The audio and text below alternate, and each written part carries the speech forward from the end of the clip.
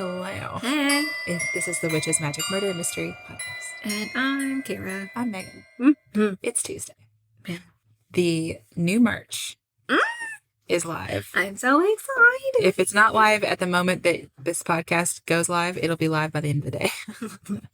It's gonna be. And it's really fun. We have a lot of new designs and they're so fun. Shirts. There's some crop tops. There's some other styles of... We have the usual tank tops, but then there's also some that are like muscle tank tops. Yeah, like and cut off. And... they'll be great for like wearing over your swimsuit. Oh my gosh, yes. And then, or you wear it however you want to. You don't have to do what I say. Also, show off that swimsuit bod. Absolutely, body of a goddess. Exactly. Also mugs and posters and notebooks and tote bags. Yeah, really, really excited. So I can't wait to show you guys the new stuff, and we just can't wait to. I'm so excited. Yeah. So excited. Have more of it. Just kidding. Okay. I know. I have a story today that I've already showed Kara the name, and I tried to look it up to figure out how to say it, and I didn't find a reliable resource. So we're just going to do our best, as always. Gonna wing it. This is a little bit of a witch, little bit of a mystery episode. Okay. And Vangelia Pandeva Gushtarava. Amazing. Nope, Gushtarava. Amazing. Vangelia could also be Vangelia, but I think it's Vangelia. Okay. Pandeva Gushtarava. Yeah. We're never going to say that again. She was born in 1911 in what is now known as Macedonia. As a child, her family was very poor. Her mother died and her father went off to war. So it was a tough life, for a kid. But she had friends and she had about as normal of a childhood as she could have in that situation. No. So then when she was 12 years old, a tornado hit the village that she lived in. Oh my gosh. Vanga was playing with her cousins when the tornado picked her up and threw her through the air into a nearby field. That happened to our trampoline one time, but not a person. Practically the same. Exactly. But not. No. Okay. So when she was finally found, her eyes were crusted shut with dust and dirt. Poor baby. I know. Afterwards, she slowly started to go blind. Oh, gosh. The other thing that started happening after the tornado is Vanga started having dreams and visions about the future. Oh. She was a well-known medium in the area where she lived. I think they called her an herbalist, medium, and clairvoyant. Oh, amazing. People visited her from many different countries to seek guidance and ask questions about their futures. Yeah, so she also practiced healing using herbs. So she's right up there with all of our other witchy women. Yeah. Witchy women. Baba Vanga lived to be 85 years old. She made a large number of predictions about the future before she died in 1996. Oh, wow. But she never wrote anything down. 1996. This reminds me of our episode on Mother Shipton because she also made a lot of predictions and she also never wrote anything down. Exactly. She's credited with a whole lot of prophecies. And this makes it difficult to determine the validity of Mother Shipton's and Baba Vanga's predictions. Right. So just keep that in mind as we talk about her. While she was locally known, Baba Vanga didn't really gain a large following until the Kursk nuclear submarine disaster happened in 2000. Okay. Now, like I just told you, she passed away in 1996. But in 1980, Baba Vanga had said, Kursk will be covered with water and the whole world will weep over it. Then in 2000, a Russian nuclear submarine called Kursk sank, killing all 118 sailors on board. Oh my gosh. So then everyone is like, oh my gosh, she predicted the Kursk disaster. And they started calling her the Nostradamus of the Balkans. Ooh. People started going through more of her prophecies and paying attention to how her words related to world events as they happened. In 1989, she said the following. Horror, horror, the American brethren will fall after being attacked by the steel birds. Oh. The wolves will be howling in a bush and innocent blood will be gushing. When the September 11th attacks happened in 2001, many people thought this was another example of Baba Vanga's words coming true. Like the steel birds would be the plane, the innocent blood, and then the Bush comment, they're like, see, President Bush. And I'm like, maybe. It's so hard when it's like metaphorical to really, you can interpret it how you want to. Like, did a wolf come out of him? I don't, that probably depends on what side you're on. No, yeah. So people also think she predicted the 2004 Indian Ocean tsunami. She said A huge wave will cover a big coast covered with people and towns, and everything will disappear beneath the water. Everything will melt just like ice. Oh, wow.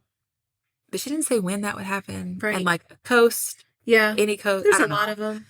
So Baba Vanga correctly predicted that America's 44th president would be black. Okay. However, she also predicted that that would be the last U.S. president, Oh, no. That which did not obviously didn't come true. Mm-mm. For better or for worse. Exactly what I was just about to say. She also predicted a Muslim war that some people think alludes to ISIS, and world events like the breakup of the Soviet Union, the breakup of Czechoslovakia, Oh, wow. East and West Germany's reunification, the Chernobyl disaster, Oh, man. I love researching that. Boris Yeltsin's re-election, and the date of Stalin's death, among other things. Whoa. So, like, all these huge world events, and they're like, oh, look, she predicted that too, and that one, and that one, and that And one. here we are with this, and here we are with this. Yeah. My But gosh. she wasn't always right. So aside from the thing about Barack Obama being the last U.S. president, here's a few other things that Baba Vanga got wrong. Okay. She said Europe would cease to exist in 2017. Oh, my jeez. Okay. Now, Britain did vote to leave the European Union in 2016, Okay. and some of her supporters point to that, and they're like, see, the Europe as you know it doesn't exist anymore. Oh. But when you look at what she actually said, she basically made it sound like It's Europe going away. would be inhabitable. Yeah. Yeah, and barren, and that's just not the same thing. No. Even people who hate Brexit don't agree that that's what it means. Exactly. She said there would be a nuclear war from 2010 to 2014, which thankfully she was also wrong about. Right, exactly. And she said the resulting radioactive fallout would mean no animals or vegetation would exist in the Northern Hemisphere, and Muslims would then start a chemical war on the surviving Europeans. Oh, my God. Before World War III's supposed 2014 end date, many people would be ill from ulcers, skin cancer, and other diseases due to chemical warfare. Oh, my God. So she was wrong. Yeah. Thank the Lord. Goodness. She said a giant meteorite would hit Russia in 2019 or 2020. Baba Vanga's supporters claim that her predictions have an 85% success rate. Okay. She'd also like said that in 2021, President Trump, was he still president in 2021? Do you still call him president, though? Don't they always get called president? Maybe. But he wasn't, okay? It was 2016, 2020. Let's settle down. What? Anyway, she said he would suffer deafness and a mortal illness, and also that the Russian get COVID. That's what people point to. They say, well, he did get COVID, so she's partially right. Mm-hmm. She also said that Russian President Putin would survive an assassination attempt, and Europe would face a chemical attack from Muslim extremists. None of those things happened as far as we know. Right. Unless you want to argue about Trump getting COVID. Mm-hmm. So, what does she predict for 2022? Ready? Oh, man, I can't wait. A virtual reality takeover. That's already happening in my home. Oh, yeah. I swear, Lauren is the funniest person on the amazing. VR. You guys know, are you making fun of farmers? That whole thing, that voice that she does of the extreme Southern accent. Oh, yeah. She puts that on.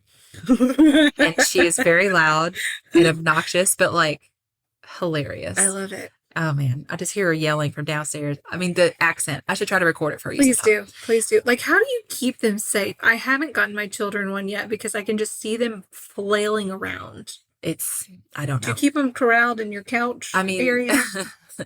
It puts, before you start playing, you sort of give the boundaries of the area. Okay. And have you ever done it? No. Okay, you should do it. Well, I get really first. motion sick, though. You know me on airplanes. It's tough. Hero is what you are on an airplane. You're a warrior on an airplane. I am. I am a lifesaver. Anyway, so I love the VR. I think it's really cool. Yeah.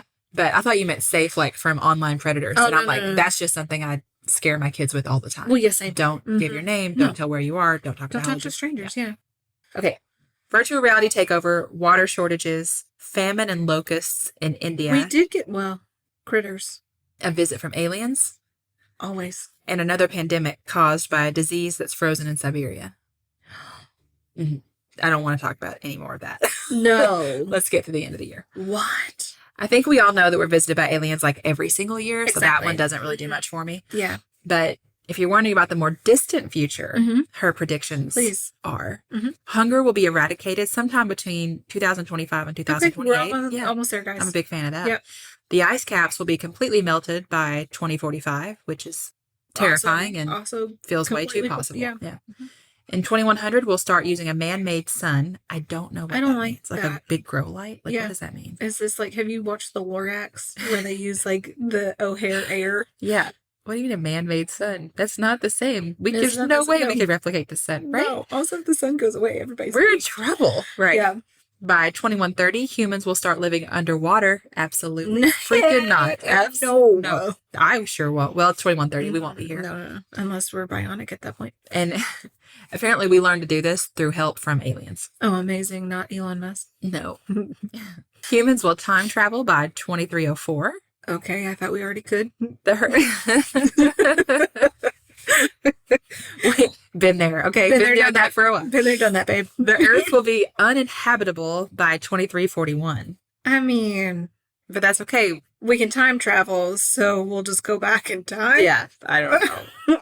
In 3797, everything on Earth will die. Well, clearly, I mean, you've got a long time between those two to be uninhabitable, and then everything's dying. But we'll have interstellar technology by then, so it'll be fine. Well, I guess if the Earth isn't uninhabitable, you're going to move to the waters, like the aliens say. Yeah, Mars. By 4674, humans will have totally assimilated with aliens. Amazing. And in 5079, the universe will end. Wow. What's a terrifying sentence? Wow. What do you mean the universe will end? Like, what's going to happen to it? They're going to recreate dinosaurs, and dinosaurs are going to take over.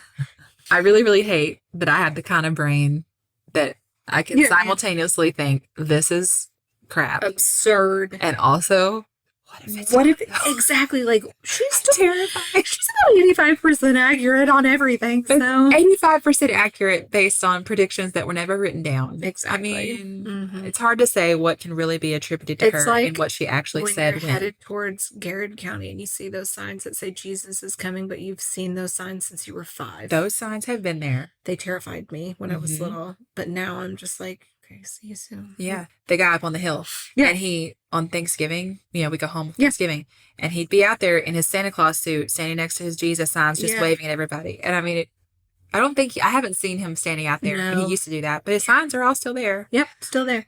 Jesus is the way, Jesus is coming. And it's like, okay. All right. Wow. You're probably great fun at parties. Exactly. So like I said, to be fair, like Mother Shipton, a lot of Baba Yaga's prophecies are pretty vague and metaphorical. Right. And can be made to look like they predict any number of things. So that 85% right, success exactly. rate. Like, yeah, you could take that from anything. This is me giving us all a pep talk. Everything's going to be okay. Everything's going to be fine. There's no reason for me to put much stock in any of this, but still. Okay. But still. Another reason we can be fairly skeptical, according to the UK's Daily Express, a 2012 investigation found that many of the Baba Vanga prophecies were actually created by Russian social media trolls, not Vanga. Okay. I know. Wow. I do have one more thing to tell you about. Okay, please do. So this was like me when I was trying to research and find ideas. Yeah. For the story. I read all sorts of random little articles. Right, exactly. Okay, yeah, so when we come across some weird things when we research, guys, that we just do not add in there. I mean, the FBI agent who watches my computer search history is for sure. Like, my keeper is probably like, what? Your keeper. Yeah, it's probably like, what is wrong with her? Okay, so when I read about her prediction for 2022 about another pandemic being caused by a disease that is currently frozen in Siberia, I was like, oh no. Because I remembered something else that I had read in a different article. Oh, no. Here goes. Okay. In 2021, according to Russian scientists, a tiny ancient animal, called this word is spelled B-D. Who puts a B and a D together? Russian. Russians. B-D-E-L-L-O-I-D. Bedeloid. Do you think the B is silent? Rotifer.